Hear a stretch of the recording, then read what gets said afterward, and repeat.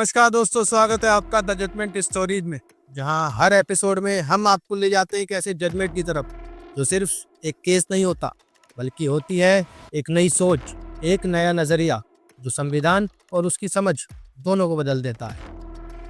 जी हाँ दोस्तों, सोचिए आप एक जरूरी सफर पर निकल रहे हैं, बैग्स तैयार हैं, टिकट हाथ में है और एयरपोर्ट पे चेक इन करते टाइम एक ऑफिसर आपको रोक देता है और कहता है कि सर, आप देश से बाहर नहीं जा सकते। सरकार ने आपका पासपोर्ट सीज कर दिया है। आप हैरान हो जाते हो, पूछते हो पर क्यों? ऑफिसर का जवाब सिर्फ इतना, पब्लिक इंटरेस्ट। Public interest? कौन सी पब्लिक और किसका इंटरेस्ट? क्या सरकार बिना वजह, बिना सुनवाई आपकी आज़ादी छीन सकती है? और दोस्तों, ये सवाल सिर्फ 1970s का नहीं है। आज भी हम कुछ ऐसा ही देख रहे हैं। नेपाल में कुछ हफ्तों पहले सरकार ने पब्लिक इंटरेस्ट के नाम पर सोशल मीडिया प्लेटफॉर्म्स को बैन कर दिया।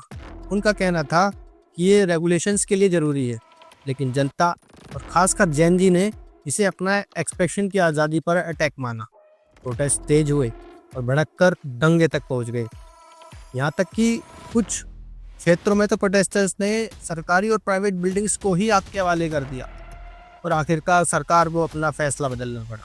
ये इंसिडेंट हमें याद दिलाता है कि पब्लिक इंटरेस्ट के नाम पर लिए गए सभी फैसले सही नहीं होते। और इसी तरह का एक सवाल 1977 में भारत में भी उठा था। ये कोई कहानी नहीं है दोस्तों, ये 1977 का सच है, जिसने जन्म दिया एक ऐसे केस को जिसने हमारे संविधान की समझ हमेशा के लिए बदल दी। इस केस का नाम था Maneka Gandhi versus Union of India 1978। Maneka Gandhi, जो उस समय एक जर्नलिस्ट थी और साथ ही साथ इंदिरा गांधी की बहू भी थी, उन्हें सरकार से एक दिन एक नोटिस आता है। नोटिस में लिखा था कि सरकार ने पासपोर्ट एक्ट 1967 के सेक्शन 10 के तहत पब्लिक इंटरेस्ट के नाम पर आपका पासपोर्ट कैंसिल कर दिया है। इस फैसले को मेनका गांधी ने सुप्रीम कोर्ट में चैलेंज किया। उन्होंने आर्टिकल 32 के अंदर एक रिट पिटीशन फाइल की और कोर्ट से कहा कि उनका पासपोर्ट बिना वजह कैंसिल करना उनके फंडामेंटल राइट्स का उल्लंघन है, इसलिए सरकार का ये फैसला रद्द किया जाना चाहिए। सुप्रीम कोर्ट के सामने एक बड़ा सवाल आ गया। सुप्रीम कोर्ट के सामने सवाल था कि क्या सरकार किसी भी लॉ के जरिए बिना किसी फेयर प्रोसीजर के किसी सिटीजन की लिबर्टी छीन सकती है? और कोर्ट ने अपना हिस्टोरिक जजमेंट दिया। कोर्ट ने कहा कि आर्टिकल 21 का मतलब सिर्फ जिंदा रहना नहीं है, लाइफ का मतलब है एक डिग्निफाइड और मीनिंगफुल लाइफ जीना। कोर्ट ने यह भी क्लियर कर दिया, प्रोसीजर इस्टेब्लिश बाय लॉ का मतलब सिर्फ कोई भी लॉ फॉलो करना नहीं है।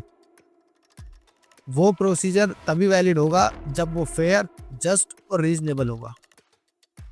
अगर प्रोसीजर आर्बिटरी होगा तो वो अनकॉन्स्टिट्यूशनल माना जाएगा।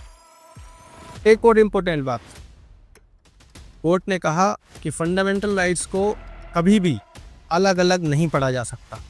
आर्टिकल 14, आर्टिकल 19 और आर्टिकल 21 एक दूसरे से इंटरकनेक्टेड है और ये मिलकर एक गोल्डन ट्रायंगल ऑफ राइट्स बनाते हैं।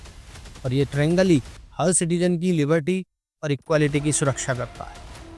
और सबसे बड़ा प्रिंसिपल, बिना नोटिस दिए, बिना सुनवाई का मौका दिए पासपोर्ट सीज करना नेचुरल जस्टिस के खिलाफ है। हर सिटीजन को अपनी बात रखने का अधिकार मिलना ही चाहिए। ये जजमेंट एक टर्निंग पॉइंट था। इससे पहले संविधान का मतलब थोड़ा रिस्ट्रिक्टेड माना जाता था, लेकिन मेनका गांधी केस के बाद कोर्ट ने एक नई सोच दी। आर्टिकल 21 को बॉर्डन करके उसमें सिर्फ जीवन नहीं, बल्कि एक अच्छी और इज्जत के साथ जिंदगी जीने का हक भी शामिल हो गया। इस जजमेंट के बाद right to travel abroad, right to privacy, right to education और right to environment, right to live with dignity जैसे अधिकार भी डेवलप हुए। और सबसे बड़ी बात, कोर्ट ने यह तय कर दिया कि सरकार की पावर अनलिमिटेड नहीं हो सकती। आज़ादी सिर्फ गवर्नमेंट की मर्जी से नहीं चलेगी। हर नागरिक को एक फेयर और जस्ट प्रोसीजर मिलना ही चाहिए। असली पब्लिक इंटरेस्ट वही है जो नागरिकों की लिबर्टी और डिग्निटी को बचाए, ना कि उसे खतरे में डाले। तो दोस्तों सोचिए, अगर उस दिन मेनका गांधी चुप रह जाती तो शायद आज हमारी लिबर्टी इतनी स्ट्रांग ना होती।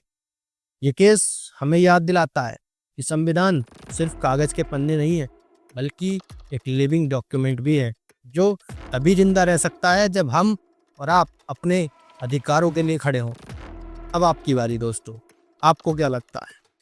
क्या गवर्नमेंट को इतनी पावर होनी चाहिए कि वो बस पब्लिक इंटरेस्ट कहकर किसी की आज़ादी छीन ले? अपना जवाब हमें कमेंट में ज़रूर बताइएगा। और अगर आपको ये वीडियो पसंद आई हो तो लाइक करिए, शेयर करिए और ऐसे इंटरेस्टिंग लीगल स्टोरीज के लिए द जजमेंट स्टोरीज चैनल को सब्सक्राइब करना मत भूलिए। धन्यवाद। जय हिंद।